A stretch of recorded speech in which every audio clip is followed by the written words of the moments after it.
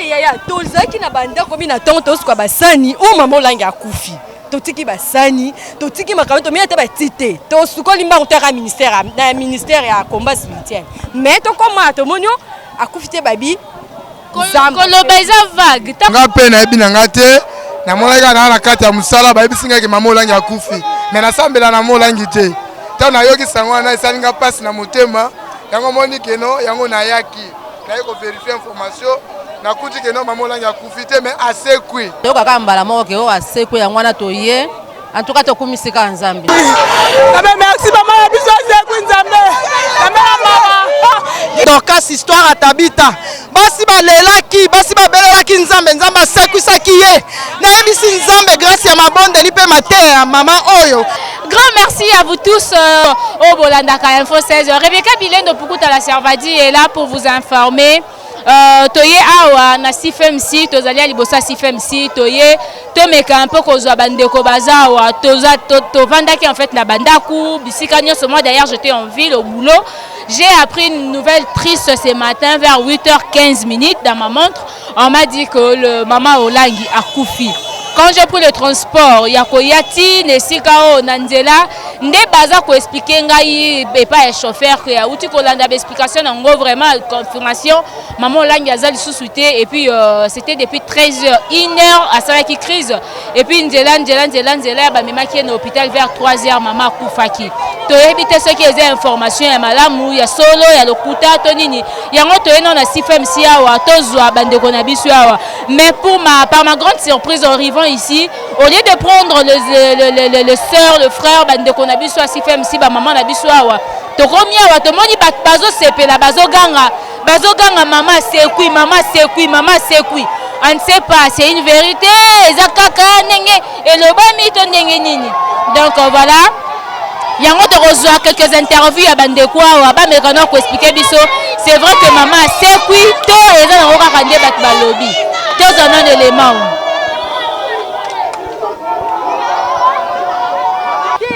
Tozaki na banda komi na tongo tosuka basani o mama olangi akufi totiki basani totiki makambo to mina te batite tosukoli mbango te ka ministère ya combat spirituel mais to koma to monyo akufi te babi koloba eza vague tango babiki balobi nani alobi confirmation ya balabala bato babando kima na balabala o mama olangi akufi donc sangoka ezoya.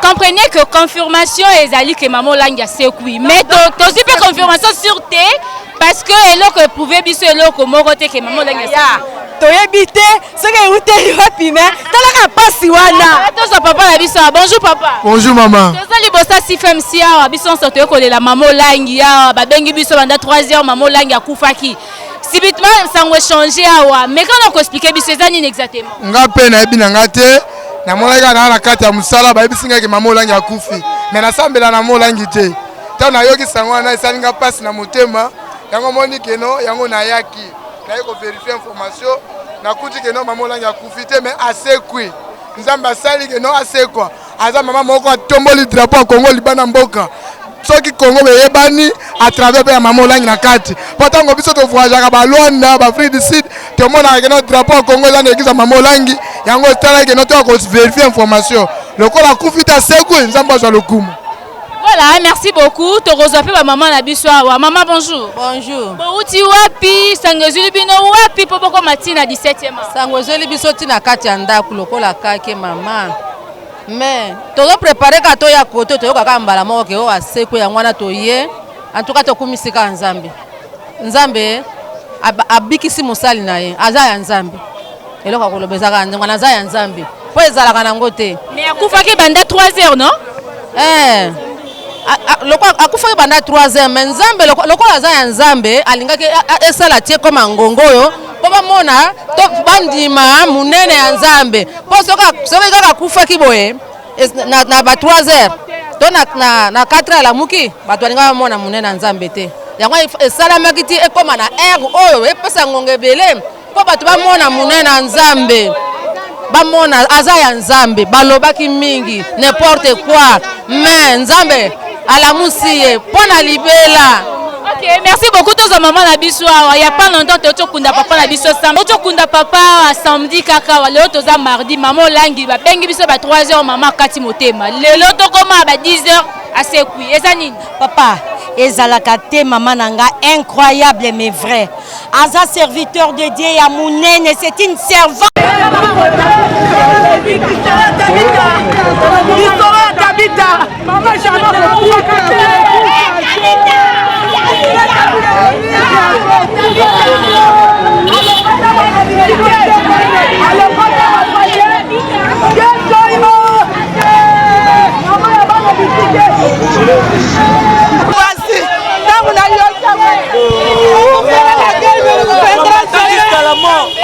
Maman jusqu'à la mort.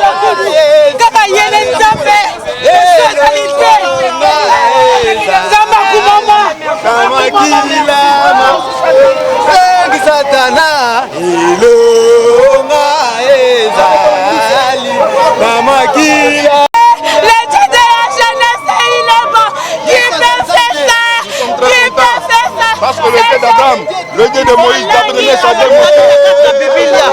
Maman na biso asungaka mokili mobimba. Maman alingi mutu nyonso. Maman kokufa te. Aza Tabita kati na Biblia. Ndenge asekosaki Tabita. Ndenge akosekisa olangi oso Elizabeth. Olangi aza likama mutu te. Olangi aza mosala nzambe na kati ya RDC mosala nzambe manene. Papa lokola kufi atiki mama po atombola RDC. Po atombola RDC. Olangi akokufa te aza Tabita na kati ya RDC. Aza mosala nzambe monene. Mama azokisi pemba. Mama azokisi pemba totondi nzambe oyo ya likolo akukufa te. Mama kozala vivant. Merci maman la biso zeku nzambe. Mama qui la biso. A marqué le prix. Les dieux de l'ange a marqué le prix. Nzambe duti. Nzambe bedefi. Nzambe bedefi.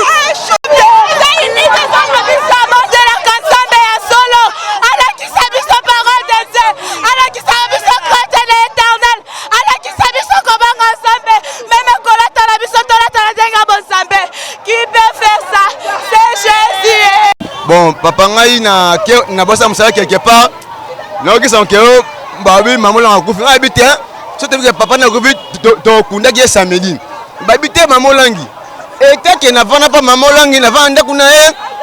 Ako maman na nzamne asale belé na ville na droit et puis na malaise. Mais yo on veut faire information effectivement il est na ba TV ba combien que maman langi kufi. Nathalie TVT mais ngano ki na miso matpona na tuni plus de 20 personnes oui maman langi kufi. Même la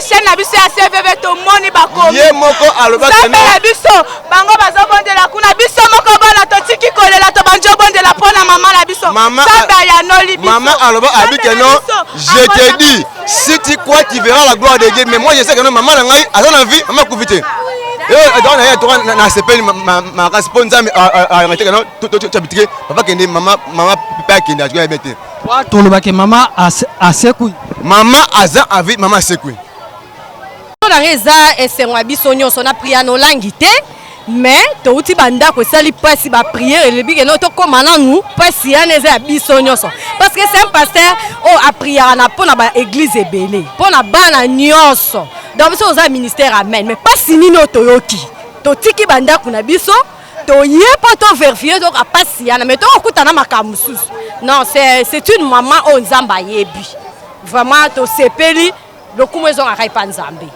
vraiment ngo to kito vérifier to moni que non kimia donc to zongi na banda kuna sengo pasi ane longwe yango mo to zongi na biso banda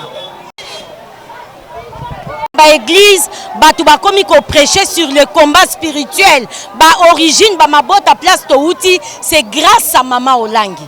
Alors nzambe alingi alaksa bonene parce que batu mingi bandima ke loko nzambe atakati na mama wana te bolobi akfaki depuis 3 heures basine vito nyonso to ekomaki 0-0 na minute papa mama na ngai nazoloba nzambe alakisi bonene na ye aza ya nzambe aza na kanta même bino moko ezolekela bino esalama te donc vraiment nzambe azwa lokumu. Merci beaucoup maman olobi bato bazo chola déjà bayoka ki sango wana siko bato bazo chola alandi mobali ye mtabomaki mobali bato bazo chola donc biso to mama olangi tozo bima tozo lela donc bato bazo lobe alandi ete tellement biso toyebi monene na nzamba mama oyo donc tozaki ko croire ete ko c'est impossible comme possible.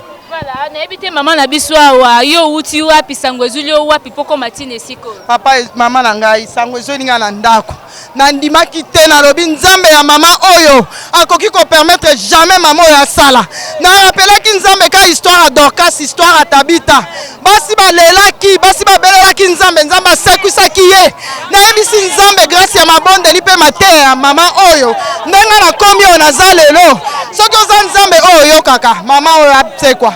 Pe tomoni grandeur ya nzambe totatoli bonzambe na ye tolobete nzambe aza malamu pe tokokoma kaka kosalela nzambe mama oyo tokotika jamais po tomoni loboko na nzambe likolo na biso.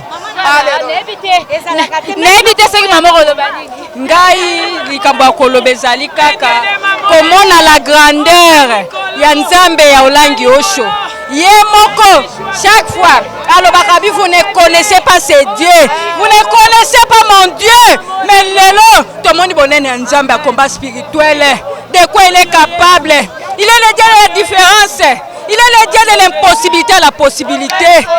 Et si comme elle bato sukaka ye bandaka total héritage ya combat spirituel vision wana eza vision moko mondial to sengeli na yango au peuple de Dieu des nations ba nation ba sengeli na yango nanu ngonge kokite mama nzamba pambola. OK naza mama na wakate zambolange shwakate ozali kolo même solo ni shwakate mama nzambela biso akumbama zambolange shwakate mama zambolange shwakate iwolange ningisi mokili Jésus. Voilà, donc aux ambiance saison et sika Esther Tabita, maman biso za Tabita, maman biso za la bomoi. Jésus est puissant. Maman baleli en tout cas. Oh Nzambe merci. Le roi le papa. Oh il est ressuscité. Jésus. La personne ni papa. La personne dit la personne ni papa. Azan Nzambe. A continuer avec Nzambe. Voilà, donc un grand merci na bandeko nyonso bozana esika oyo. C'est vrai que Bozali et Belé Bozolanda Info 16 de votre chaîne de référence. Chaîne Memela Rabino information Maramna c'est les Karana Kinshasa. Rebecca Bilendo pour la Servadi est présente. Nabama Solonio se beta makana Kinshasa. Tozala kiawa, tolali, tolamuki na tongo sango à partir à 7h. Sangwe tamboli monde entier que maman Olangi a tiki biso. Mais subitement quand on s'est préparé pour venir ici, c'est arrivant ici vers 10h ne baby biso à Sekui. Nzambe bandeko nyoso balandaka biso, nzamba bandeko a CFMC, nzambe bato combat spirituel en tout cas. Tika ete ambiance o eza awa ya esengo ya Dorcas Tabita o aza maman Olangi a Sekui, eza la bongo penza yango ndeza soué na biso parce que même biso yo tango toki sango salaki biso pasi penda il y a même pas 2, 3, 4 jours. Donc tu kunda papa passe yango ndenge nini koki ko éliminer des grandes personnes. Mbala moko bo vide ngaka za la munene. Voilà nzamba sali o ya yé parce que lui il est de maître de temps et de circonstances. Nde wana nebite ndeko mususu akobakisa pe maloba wa. Je dois ajouter. Tala la loba coûte mais la lobby parce que le Dieu de langue ne ment jamais. On a un Dieu puissant. Quand je venais le matin, les gens se moquaient de moi. Bon, c'est quand je pleurais. Quand je pleurais, je disais, le Dieu de maman Olangi a aucun jamais Kotika Koufa. Et voilà maintenant, tout ça, les bouts, toujours CPA, toujours adorer le Seigneur. Le Dieu de la justice ne nous a pas laissé. Gloire à Dieu. Vraiment, d'accord, voilà. C'est une confirmation. Bon, jusque-là. Toyoki yango na minoko abatu ya bande konde bazo confirmer biso que to yambi appelle maman Sekui mais soué na biso za la bongo parce que jusque là la grande confirmation on n'a pas encore eu mais on va vérifier de l'autre côté ce qui est vraiment maman yo juste sango wapi ke ba ebisi maman Sekui na juste on a taxi na taxi ba benga na bande ko na maman lenga kufite maman lenga Sekui nzambe Nzamba Kosakate, le véritable Dieu, le redoutable Dieu. Toki Soni, Nakate, Babi Wenge Banzani, Nzamba Shwakate, Merci maman. Gloire à Jésus. Voilà, merci beaucoup. Mais sinon, vous avez besoin d'un message. Je pense bien que le message est passé. Toujours continuer Kolanda, information plus encore pour nous vérifier vraiment cette information. Et sinon, la bande de Kolanda Kabiso, vous continuer à s'abonner. Et puis, boya mingi pour info 16 zawana pour Nabino. Maman, vous avez biso na tongole na yoka kisango na ndimaki na ngai te ponga na yebi mama na ngai za Tabita Dokase makambo ya asali na mokili oyo ezala mwasi wa azala motema lokola ya mama wana te na kota ki na mutuka batu bazolo bana yoka ki yango te mele na tali événement mawa esalinga na banji kolela na fukami na benge réparateur de brèche Jésus-Christ de Nazareth nzambe wana anungula ya mabezo ya malamu mama na biso azala bomoi alamuki tozala esengo nzambe wana zoko bana kosala po tozala besoin na ye yende visionnaire na biso mama okende pa ite ako reprendre enseignement ya ebele po ya kopesa biso bomoi. OK, merci beaucoup. Sinon n'habité nakozo ndeko na biso wa yaya yo lobini. Merci beaucoup, je suis de la JCC. C'était vraiment une nouvelle triste qui nous avait été recueillie le matin. Vraiment, on n'avait pas, on savait pas comment digérer cette nouvelle. Mais du coup, on nous a appris que maman, il est revenu dans la vie. Vous voyez que le Dieu du combat spirituel est le Dieu qui ressuscite des hommes. Vous voyez, l'Éternel a montré à la face du monde qu'il est le Dieu du combat du spirituel. Ce Dieu-là est capable de ressusciter un mort. Vous voyez, maman était déjà partie. Mais Jovan ici, il exerce notre main au combat. Il a ressuscité notre maman. Pour ceux-là qui ne croient pas au ministère de maman, partout au monde, c'est une occasion de pouvoir comprendre que Olang, il est appelé par Dieu lui-même, le Dieu Tout-Puissant. Olang, c'est un ministre de l'Éternel. C'est un servant de l'Éternel confirmé à partir de cette nouvelle d'aujourd'hui. Pour ceux-là qui ne croient pas, comprenez à partir de cette nouvelle que Olang, il restera une servante de l'Éternel, un ministre de l'Éternel. Vous voyez? Voilà, merci beaucoup. S'il y a une question encore, vous me posez. Je suis là. Merci beaucoup. Nous avons déjà eu beaucoup de témoignages. La joie continue à se lier. Donc, quand on a bande konabiso à CFMC, passion et l'élisi bango bachola minzela mobimba metokomi awa. Et c'est un moment transformé. Et c'est mon début. Papa, bonjour. Oui, bonjour. Émotion na yo ezandengeni pour une mauvaise nouvelle, triste nouvelle. Et puis bon moyen comme une nouvelle moko yesengo. Bon, vraiment, il n'y a que Dieu qui peut faire ça. Parce que, comme la Bible dit, Ecclésiaste chapitre 8, verset 8, l'homme n'est pas maître de son souffle pour le retenir. Nous avons dit qu'il y a un souffle. Nous avons dit souffle à maman, zate nzamba zongi parce que souffle les aïe. Alors, tu pas molin zambé, zamba kumisama. Et là, qui sait que rien n'était possible à Jésus.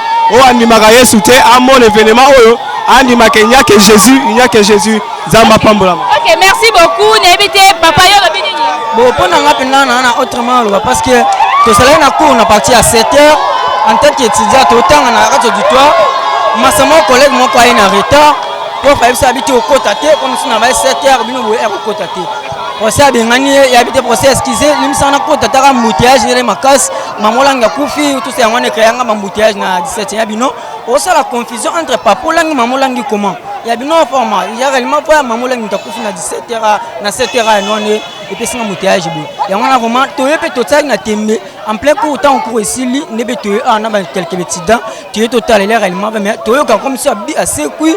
Beaucoup de femmes tu comprends à mais ce cas c'est que remercier nzambe vraiment en tout cas à cela nzambe vraiment na bosolo. Merci beaucoup papa nanga na ebite yo sokolo. Bon nga kumi eloko liboso na kumi sinzambe na acha sali apesi azongi mamolangi na bomoy na kumi sinzambe makasi. OK, merci.